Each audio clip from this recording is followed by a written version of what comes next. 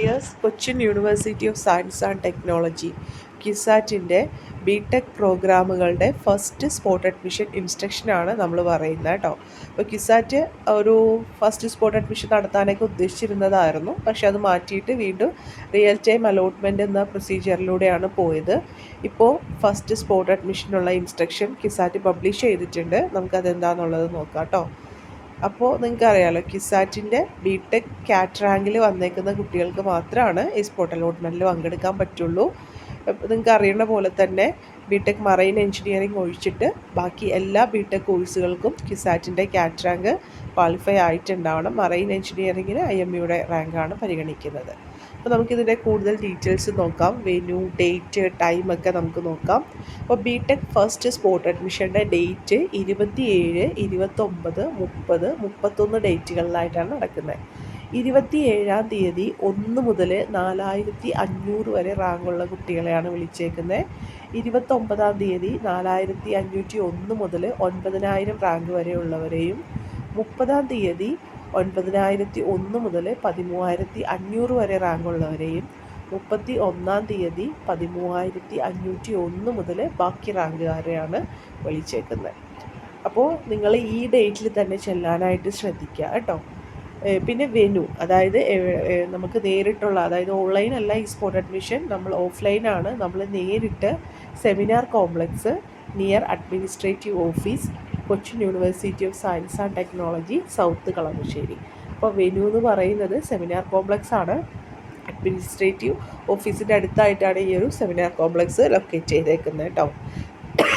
Sorry, registration ടൈമുണ്ട്. നമുക്ക് ഈ ഏത് ദിവസമാണെങ്കിലും, 27 ആണെങ്കിലും 29 ആണെങ്കിലും 30, 31 ആണെങ്കിലും രജിസ്ട്രേഷൻ ടൈം 9 മണി മുതൽ 10 മണി വരെയുള്ള ടൈമാണ്. അപ്പോൾ നിങ്ങൾ തീർച്ചയായിട്ടും 10 മണിക്ക് മുമ്പായിട്ട് തന്നെ ഈ ഒരു സെമിനാർ കോംപ്ലക്സിൻ്റെ ഉള്ളിൽ കയറണം.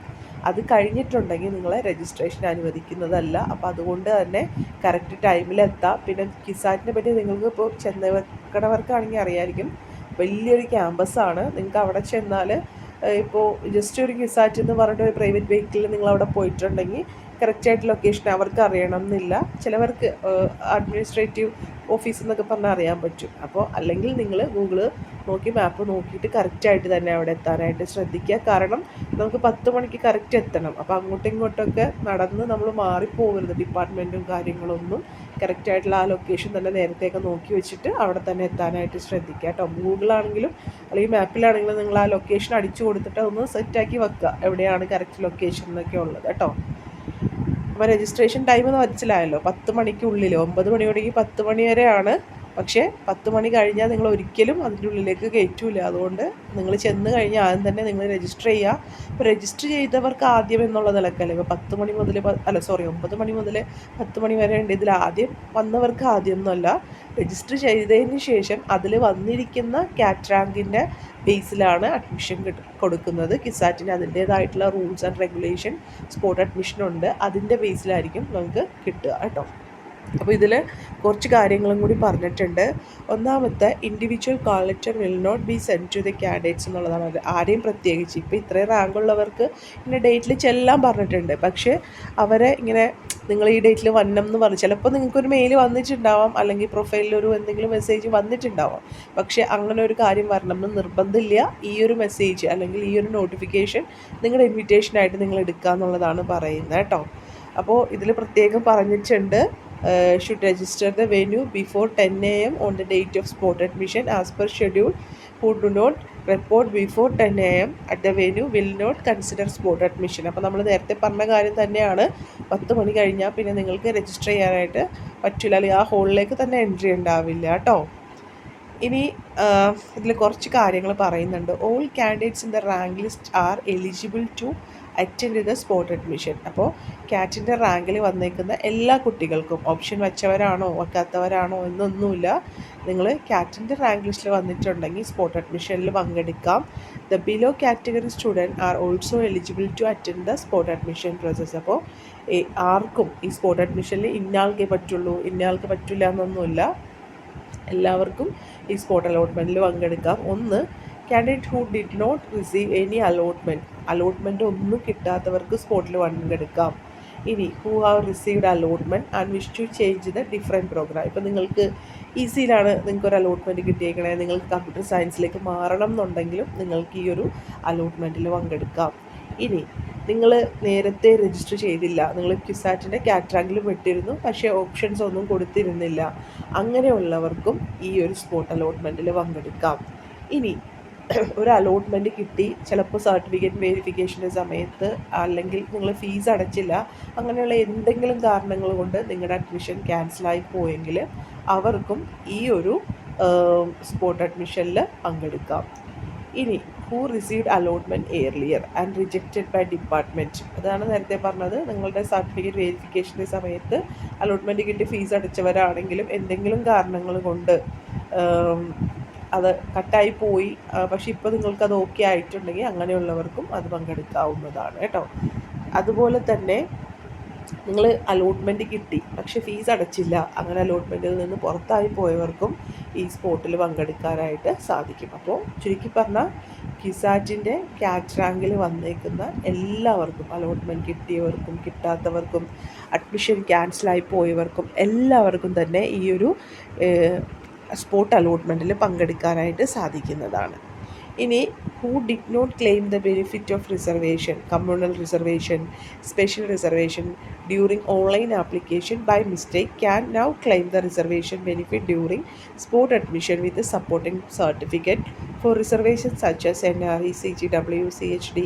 First preference will be given to who claim it during application process. അതായത് നിങ്ങൾ അപ്ലൈ ചെയ്യുന്ന സമയത്ത്, ക്യുസാറ്റിൽ അപ്ലൈ ചെയ്യുന്ന സമയത്ത് നിങ്ങൾക്ക് എന്തെങ്കിലും റിസർവേഷൻ ഉണ്ടായത് നിങ്ങൾ ആ ടൈമിൽ കൊടുത്തില്ല, പക്ഷേ ഇപ്പോൾ നിങ്ങളുടെ കയ്യിൽ അതിനുള്ള സർട്ടിഫിക്കറ്റുകൾ ഉണ്ട് എങ്കിൽ നിങ്ങൾക്ക് ഇതിൽ പങ്കെടുക്കാം. ഈ ഒരു ഇപ്പോൾ EWS നിങ്ങൾ അപ്ലൈ ചെയ്തപ്പോൾ കൊടുത്തില്ല, പക്ഷേ നിങ്ങൾക്ക് EWSൻ്റെ സർട്ടിഫിക്കറ്റ് ഉണ്ട്, അങ്ങനെയുള്ളവർക്ക് EWS റിസർവേഷൻ സീറ്റിലേക്ക് ക്ലെയിം ചെയ്യാവുന്നതാണ്. അത് ഏത് കാറ്റഗറി ആണെങ്കിലും അങ്ങനെ നിങ്ങൾക്ക് ചെയ്യാം.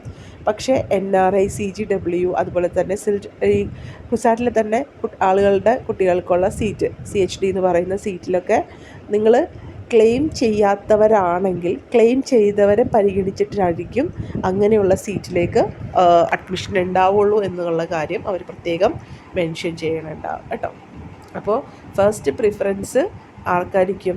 ഓൾറെഡി അപ്ലൈ ചെയ്തപ്പോൾ കൊടുത്തവർക്കായിരിക്കും. അങ്ങനെ ഇല്ലാത്തവരുണ്ടെങ്കിലാണ് നിങ്ങളെ പരിഗണിക്കുക. മേ ബി ഒരു പക്ഷേ ഇതിൻ്റെ കാര്യത്തിൽ EWSൻ്റെ കാര്യത്തിലൊക്കെ ആണെങ്കിൽ അങ്ങനെ തന്നെ ആയിരിക്കും കേട്ടോ. അത് അവരാണ് ആ ഒരു ടൈമിൽ തീരുമാനിക്കുന്നത്.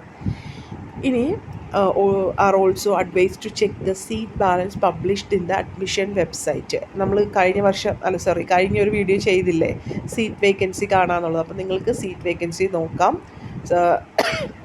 ഇനിയും സീറ്റ് ഇപ്പോൾ കീവിൻ്റെ സെക്കൻഡ് അലോട്ട്മെൻറ്റ് ഇന്ന് വന്നിട്ടുണ്ടല്ലേ, അപ്പോൾ അതനുസരിച്ചിട്ട് നിങ്ങൾക്ക് ഒരുപക്ഷെ സീറ്റ് വേക്കൻസി കൂടുതലായിട്ട് ക്യുസാറ്റിൽ വന്നേക്കാം. അതനുസരിച്ചിട്ട് ആ വേക്കൻസിയും ക്യുസാറ്റ് അപ്ഡേറ്റ് ചെയ്യും. അവർ ആ ഡേറ്റ് കൊടുക്കാറുണ്ട് എന്ന് വരെയുള്ള വേക്കൻസി ആണെന്നുള്ളത്. അപ്പോൾ അതനുസരിച്ചിട്ട് നിങ്ങൾക്ക് സ്പോട്ടിലെ ആ ഒരു വേക്കൻസി അറിയാനായിട്ട് സാധിക്കും കേട്ടോ. ഇനി read the prospectus published in the website and make sure that fulfill the requirement eligibility criteria. അപ്പോൾ ആ ഒരു എലിജിബിലിറ്റി ക്രൈറ്റീരിയ ഓക്കെ ആണെന്നുള്ള കാര്യം പ്രോസ്പെക്ടസ് വായിക്കുക എന്നുള്ളതാണ് പറഞ്ഞേക്കുന്നത് കേട്ടോ. ഒന്നുകൂടി പറയുന്നുണ്ട്, vacancy will be update on the website on regular basis. Programs will be allotted to the candidate who registered spot admission strictly on the basis of CAT rank എന്ന് പറയുന്നുണ്ട്. അപ്പോൾ കാറ്റ് റാങ്കിൻ്റെ അടിസ്ഥാനത്തിൽ മാത്രമാണ് ഇത് സ്പോട്ട് നടക്കുള്ളൂ. വേക്കൻസി ലിസ്റ്റുകൾ അവർ അപ്ഡേറ്റ് ചെയ്യുന്നു എന്ന് പറയുന്നു. പിന്നെ who accepted admission in spot admission previous allotment admission if any will be cancelled automatically. ഇപ്പോൾ നിങ്ങൾക്ക് സ്പോട്ട് അലോട്ട്മെൻറ്റിലൊരു ഇത് കിട്ടിയിട്ടുണ്ടെങ്കിൽ നിങ്ങൾ ഓൾറെഡി അവിടെ ഇപ്പോൾ ഈസിക്ക് നേരത്തെ പറഞ്ഞ പോലെ ഈസിയിൽ അഡ്മിഷൻ എടുത്ത ഒരാളാണ്, സ്പോട്ടിൽ പങ്കെടുത്തിട്ട് CS അലോട്ട്മെൻറ്റ് കിട്ടിയാൽ നിങ്ങളുടെ നേരത്തെ ഉള്ള അലോട്ട്മെൻറ്റ് ക്യാൻസലായി പോകും. അതേസമയം വേറെ ഒന്നും കിട്ടിയില്ലെങ്കിൽ നിങ്ങൾ ഫീസ് അടച്ച ആ സീറ്റ് അവിടെ ഉണ്ടാവും, പക്ഷേ കിട്ടുവാണെങ്കിൽ ആ സീറ്റ് ഓട്ടോമാറ്റിക്കായിട്ട് ക്യാൻസലാവുന്നതാണ് കേട്ടോ. ഇനി who are already received allotment and completed the fee payment and now accepting the spot admission to a different program, earlier allotment will automatically be cancelled. അത് തന്നെയാണ് പറഞ്ഞേക്കുന്നത്. നിങ്ങൾ ഫീസ് അടച്ച ആളാണെങ്കിലും ഇപ്പോൾ പുതിയ അലോട്ട്മെൻറ്റ് കിട്ടിയിട്ടുണ്ടെങ്കിൽ അല്ലെങ്കിൽ പുതിയൊരു സീറ്റ് നിങ്ങൾക്ക് സ്പോട്ടിൽ കിട്ടിയിട്ടുണ്ടെങ്കിൽ ഓട്ടോമാറ്റിക്കായിട്ട് നേരത്തെ ഫീസ് അടച്ച് ഉറപ്പിച്ച ആ സീറ്റാണെങ്കിലും ക്യാൻസലായി പോകും. എന്നുള്ളത് ഓർക്കുക. പുതിയ കിട്ടിയ സീറ്റിലേക്ക് നിങ്ങൾ നിർബന്ധമായിട്ട് അഡ്മിഷൻ എടുക്കേണ്ടതായിട്ട് വരും കേട്ടോ. അതുപോലെ who have already received allotment and completed the fee payment and accept spot admission to different program of higher fee category need to remit the balance fee within the specified time, failing which their new allotment and their previous allotment will be cancelled automatically. അപ്പോൾ നിങ്ങൾക്കിപ്പോൾ പുതിയൊരു allotment കിട്ടി, അപ്പോൾ കൂടുതലുള്ള ഒരു ഫീസുള്ള ഇതിലേക്കാണ് പുതിയ allotment കിട്ടിയേക്കണേ. അപ്പോൾ നിങ്ങൾ ബാക്കിയുള്ള ഫീസ് പറഞ്ഞിരിക്കുന്ന സമയത്തിനുള്ളിൽ അടച്ചില്ല എങ്കിൽ നിങ്ങളുടെ നേരത്തെ കിട്ടിയ സീറ്റും ക്യാൻസലായി പോകും, ഇപ്പോൾ കിട്ടിയ സീറ്റും ക്യാൻസലായി പോകും. കാരണം പുതിയൊരു അഡ്മിഷൻ കിട്ടുമ്പോൾ നിങ്ങളുടെ നേരത്തെ സീറ്റ് ഓട്ടോമാറ്റിക്കായിട്ട് ക്യാൻസലാവും. ഇനി പുതിയ കിട്ടിലേക്ക് ഫീസ്, അതായത് ഇപ്പോൾ നിങ്ങൾക്ക് മനസ്സിലായല്ലോ, ഇപ്പോൾ നേരത്തെ കിട്ടിയത് ഇപ്പോൾ സ്റ്റേറ്റ് മെറിറ്റ് ആയിരുന്നു, അത് കഴിഞ്ഞ് നിങ്ങൾക്കിപ്പോൾ CS ഓൾ ഇന്ത്യ മെറിറ്റ് ആണെങ്കിലും കുഴപ്പമില്ല എന്നുള്ള മട്ടിൽ നിങ്ങൾ ഓൾ ഇന്ത്യ മെറിറ്റ് എടുത്തു. അപ്പോൾ അതിന് കൂടുതൽ ഫീസ് ഉണ്ടല്ലേ. അപ്പോൾ ഓൾറെഡി നിങ്ങൾക്ക് ആ ECയുടെ സീറ്റ് അവിടെ പോയി, CS കിട്ടിയപ്പോൾ. പക്ഷേ CSൻ്റെ കൂടുതൽ വന്ന ഫീസ് നിങ്ങൾ അടച്ചില്ല എങ്കിൽ നിങ്ങളുടെ 2 സീറ്റും പോകും എന്നുള്ള കാര്യം ഓർക്കുക കേട്ടോ. പിന്നെ കേരളീയരല്ലാത്ത കുട്ടികൾ ഈ ഒരു കമ്മ്യൂണൽ റിസർവേഷൻ ഒന്നും ഉണ്ടാവില്ല, അവരെ ജനറലായിട്ട് മാത്രമാണ് പരിഗണിക്കുകയുള്ളൂ. പിന്നെ coming for sport admission should remit the required fee immediately after the allotment through online only.